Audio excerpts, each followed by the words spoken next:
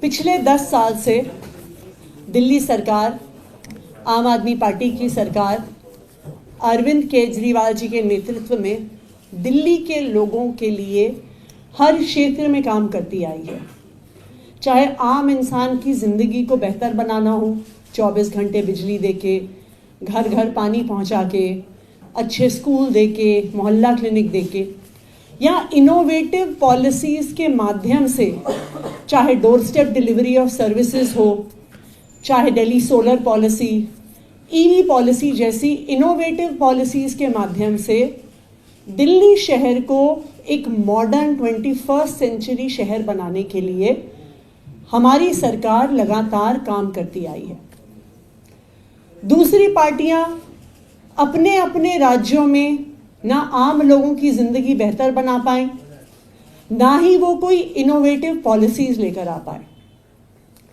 दिल्ली की सरकार, अरविंद केजरीवाल जी की सरकार जैसा काम नहीं कर पाए तो इन पार्टियों ने षड्यंत्र रचा कि किस तरह से दिल्ली के काम रोके जाएं, क्योंकि जब अरविंद केजरीवाल जी जैसा काम नहीं कर सकते तो अरविंद केजरीवाल के काम को रोकने का प्रयास किया गया। सब दिल्ली वालों ने देखा कि एक राजनीतिक षड्यंत्र रच के दिल्ली वालों के काम रोकने के लिए अरविंद केजरीवाल जी को गिरफ्तार किया गया। जब अरविंद केजरीवाल जी जेल में थे तो लगातार दिल्ली के लोगों के काम रोके गए। बुजुर्गों की पेंशन रोकी गई, विधवाओं की पेंशन रोकी गई, रोजमर्रा के सड़कों के रिपेयर के काम रोके गए। कई लोगों को, दिल्ली सरकार के कई एम्प्लॉयज़ को उनकी तनख्वाह मिलनी बंद हो गई, ईवी पॉलिसी बंद हो गई, दिल्ली जल बोर्ड की सामान्य पानी सीवर की समस्याओं का निपटारा बंद हो गया। लेकिन दिल्ली वालों ने यह भी देखा है कि जब से अरविंद केजरीवाल जी जेल से बाहर आए हैं तो लगातार युद्ध स्तर पर दिल्ली वालों के काम हो रहे हैं। चाहे दिल्ली की सड़कें ठीक करने का काम हो, चाहे बुजुर्गों को, विधवाओं को पेंशन देने का काम हो, चाहे नई पेंशन बुजुर्गों के लिए खोलने का काम हो, चाहे जय भीम योजना को काफ़ी समय बाद शुरू करने का काम हो, अरविंद केजरीवाल जी के जेल के बाहर आने के बाद लगातार उनके मार्गदर्शन में दिल्ली सरकार युद्ध स्तर पर काम कर रही है, रुके हुए कामों को फिर से शुरू कर रही है। मुझे ये बताते हुए खुशी है कि आज दिल्ली सरकार की कैबिनेट की मीटिंग हुई जिसमें ऐसे कई महत्वपूर्ण फैसले लिए गए जो दिल्ली के लोगों के हित में हैं और दिल्ली के लोगों के जो रुके हुए काम हैं उनको फिर से शुरू करने के लिए।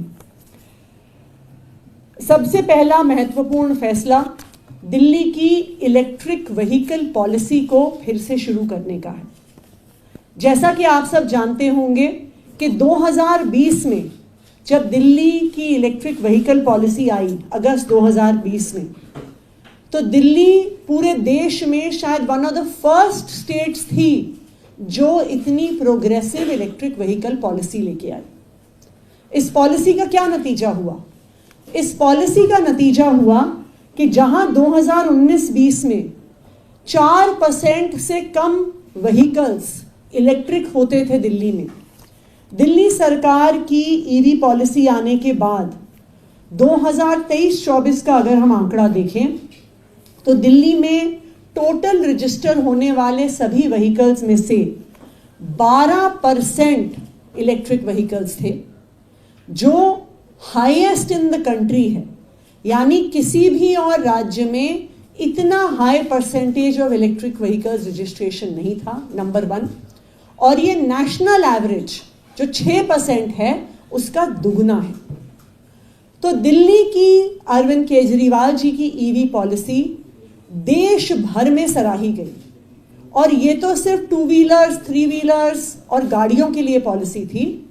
ईवी बसेस खरीदना तो इससे बिल्कुल अलग था। लेकिन अरविंद केजरीवाल जी को जेल भेजकर इस ईवी पॉलिसी में भी पिछले 10 महीने से अड़ंगा डाला गया।